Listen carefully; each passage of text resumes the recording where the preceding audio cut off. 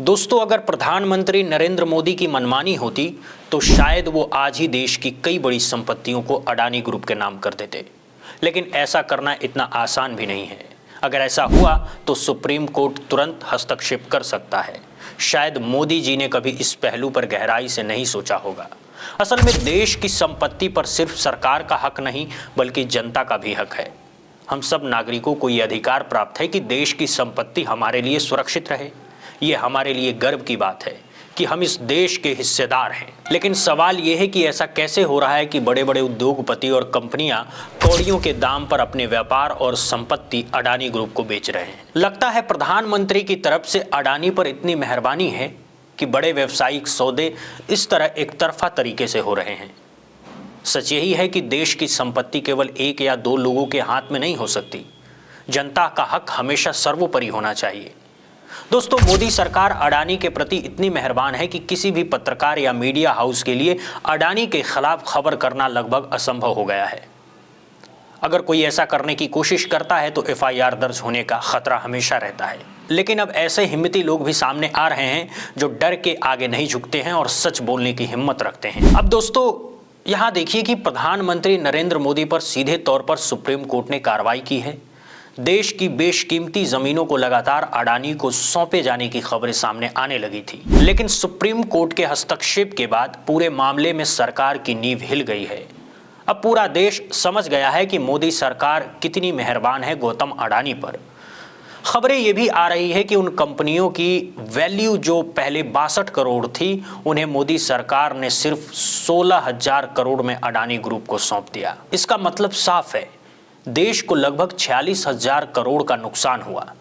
अब सोचिए, ये सिर्फ एक कंपनी या सौदा नहीं बल्कि देश के कई बड़े वित्तीय निर्णय हैं। असल में ये 10 बड़ी कंपनियां पहले घाटे में थी और उन्होंने सरकारी बैंक से कुल 62,000 करोड़ का कर्जा लिया था। अब जब बैंक ने उनसे कर्ज वापस करने के लिए कहा तो इन कंपनियों के पास उतने पैसे ही नहीं थे कि वो अपने कर्ज चुका सकते हैं। ऐसे में मोदी सरकार ने इन कंपनियों की नीलामी कर दी और फिर अडानी ग्रुप ने इसमें प्रवेश किया। यही वो पल था जब साफ हो गया कि मोदी सरकार और अडानी के बीच क्या संबंध हैं और किस तरह देश की संपत्ति और सार्वजनिक धन बड़ी तेजी से एक तरफ सौदे में जा रहा है। दोस्तों, ये बात सोचने वाली है कि अडानी समूह को जहां 62,000 करोड़ चुकाने थे, वहां उन्होंने सिर्फ 16,000 करोड़ देकर पूरे सौदे को अपने नाम कर लिया। अब जरा सोचिए, ये 10 बड़ी कंपनियां थीं, देश की महत्वपूर्ण कंपनियां, और इस सौदे में लगभग 46,000 करोड़ का भारी नुकसान देखा गया जो सीधे बैंकों और देश की जनता के पैसे थे। सामान्य नागरिकों से बैंक हर पैसा वसूलते हैं, लेकिन अडानी को इतना बड़ा माफी क्यों दे दिया गया, ये समझ पाना मुश्किल है।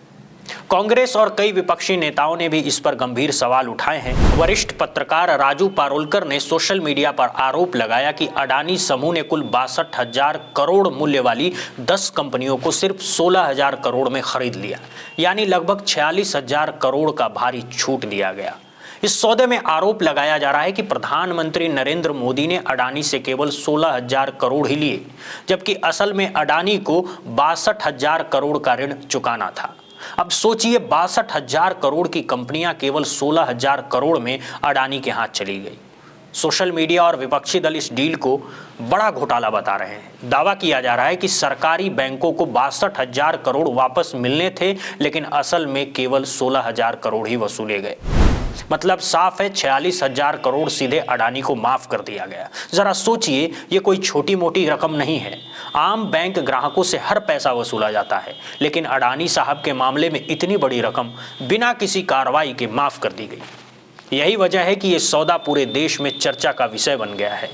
सारांश में कहा जाए तो 62,000 करोड़ की वैल्यू वाली कंपनी 10 कंपनियां केवल 16,000 करोड़ में अडानी समूह के नाम हो गई और देश की जनता और बैंकों के पैसे पर भारी असर पड़ा। देखिए दोस्तों, बड़ी खबर आ रही है। सुप्रिया सीनेट और कांग्रेस के कई वरिष्ठ नेताओं ने भी इस मामले पर सख्त आरोप लगाए हैं। उनका कहना है कि मोदी सरकार ने इस मामले में अडानी को फायदा पहुंचाया और ये एक बड़ा घोटाला है।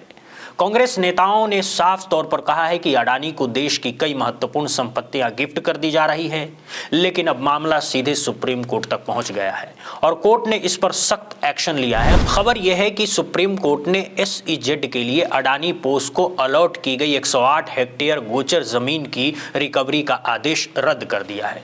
दोस्तों, ये जमीन कोई आम जमीन नहीं थी। 160 हेक्टेयर गोचर जमीन, जिसे आम लोगों के हिसाब से ग्राम सभा की जमीन कहा जाता है, यानी मवेशियों के चरने और गांव की जरूरतों के लिए सुरक्षित रखी गई भूमि होती है। अडानी साहब ने इस जमीन पर कब्जा करने की कोशिश की थी, लेकिन सुप्रीम कोर्ट ने तुरंत हस्तक्षेप किया और साफ साफ कहा कि यह जमीन अडानी को नहीं दी जा सकती। सुप्रीम कोर्ट ने यह भी स्पष्ट किया कि यह जमीन ग्राम सभा के विकास और आम उपयोग के लिए है। इसे किसी निजी कंपनी या उद्योगपति को हस्तांतरित नहीं किया जा सकता है। यानी सीधे शब्दों में अडानी का यह दावा खारिज कर दिया गया। ये साफ साफ संकेत है कि जब सरकार किसी संपत्ति को किसी बड़े उद्योगपति को देना चाहती है, तब भी न्यायपालिका का अंतिम फैसला जरूरी होता है। सुप्रीम कोर्ट का ये कदम सीधे प्रधानमंत्री नरेंद्र मोदी और उनकी नीतियों पर नजर डाल रहा है। असल में मोदी सरकार पूरी कोशिश कर रही थी कि अडानी को ये जमीन दे दी जाए, लेकिन सुप्रीम कोर्ट ने बेशकीमती 108 हेक्टेयर गोचर जमीन पर अडानी की पकड़ को रोक दिया है। ये घटना बताती है कि न्यायपालिका अब भी जनता और कानून की ओर है और किसी भी अनियमित सौदे को सीधे मंजूरी नहीं दी जा सकती है। दोस्तों, कई सरकारी अधिकारी भी अडानी के पक्ष में थे और कोशिश कर रहे थे कि उसे 108 हेक्टेयर गोचर जमीन दे दी जाए, लेकिन सुप्रीम कोर्ट का सख्त हस्तक्षेप आया और पूरी योजना को रोक दिया गया। खबरें ये भी है कि सुप्रीम कोर्ट ने हाल ही में गुजरात हाई कोर्ट का आदेश रद्द कर दिया। हाई कोर्ट पहले कह रहा था कि 108.22 हेक्टेयर जमीन जो स्पेशल इकोनॉमिक जोन SEZ के लिए अडानी पोर्ट्स को दी गई थी, वापस ली गई है। सुप्रीम कोर्ट ने कहा कि यह फैसला बिना सही जांच के नहीं लिया जा सकता। जस्टिस JK महेश्वरी और जस्टिस अतुल चंद्रोकर की बेंच ने मामले को गुजरात हाई कोर्ट को वापस भेज दिया ताकि इसे नए सिरे से सावधानी पूर्वक और निष्पक्ष तरीके से देखा जाए। मतलब ऐसे फैसले अचानक और मनमानी तरीके से नहीं लिए जा सकते। इस फैसले के बाद स्पष्ट हो गया कि न्यायपालिका ने सरकार के अहंकार को तोड़ दिया है। सुप्रीम कोर्ट ने यह संदेश दिया है कि देश में कानून का राज चलेगा, ना कि किसी व्यक्ति का, ना ही किसी उद्योगपति का। मोदी सरकार या अडानी ग्रुप किसी की भी मनमानी नहीं चलेगी। सुप्रीम कोर्ट का यह कदम संविधान और न्याय के महत्व को दिखाने वाला है। ये हमें याद दिलाता है कि मनमानी और तानाशाही किसी के लिए भी बर्दाश्त नहीं की जा सकती है। लेकिन दोस्तों, सच तो यह है कि देश में अडानी का विस्तार लगातार बढ़ता जा रहा है।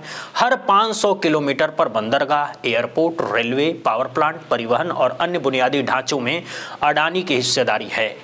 देश के लगभग सभी बड़े पोर्ट्स पर अडानी का कब्जा हो चुका है।